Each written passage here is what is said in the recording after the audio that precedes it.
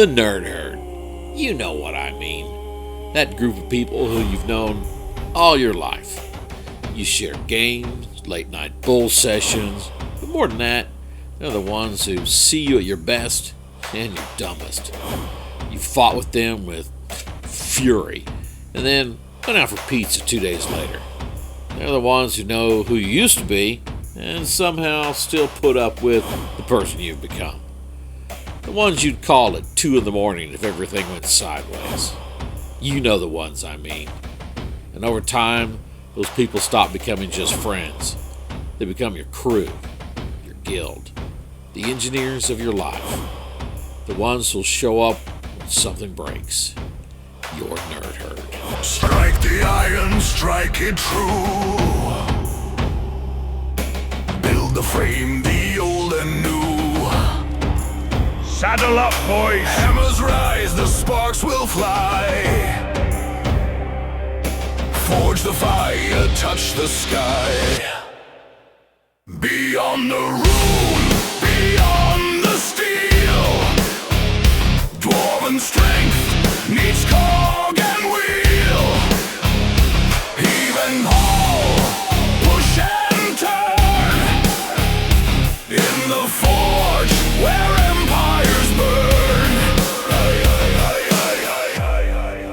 I think every world eventually reaches a point where it either grows or just starts repeating itself. Somewhere along the line, I realized the story needed more than atmosphere. It needed people who could rebuild it. Not heroes exactly. The kind of people who look at something broken and immediately start figuring out how to hold it together long enough to survive another day. I was wandering around on the Games Workshop website one night and saw this insane-looking engineered dwarf carrying enough machinery to either save the world or accidentally blow a hole through it. And immediately I knew, this guy belongs in Barak-Karandul. But then the idea just kind of set for a while, but then kind of percolated and started to grow. Because a guy like Burl doesn't travel alone. Someone carrying that much gear and that many bad ideas around with him absolutely has a crew. Not a polished one either. Not noble knights. Not perfectly disciplined soldiers. No. These had to be the kind of dwarves who looked a little dangerous, even when they stand still. And honestly, I think that came from people I have known in real life. I mean, because somehow, though, through most of my life, the soft scholar guy always ended up surrounded by rougher crowds. Bikers, construction workers, game store veterans, convention lunatics. The kind of people that looked intimidating until you actually sat down with them. And then you realize, whoa, underneath all the noise and the rough edges, there were incredibly creative people. Smart people.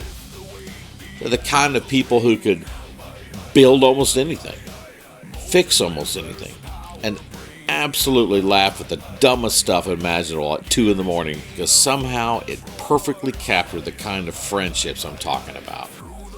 Loyalty, annoyance, protection, threats, affection, shared history, all tangled together.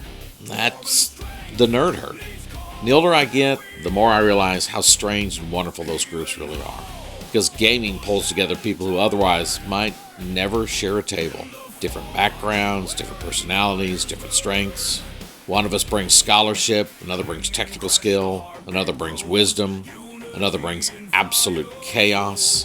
But somehow, together it works. And when I started painting these engineers, I realized they could not just be dwarf engineers.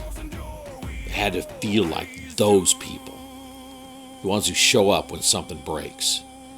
The ones carrying tools, weapons, terrible ideas, and just enough confidence to make the whole thing somehow function anyway. The ones who like the big toys.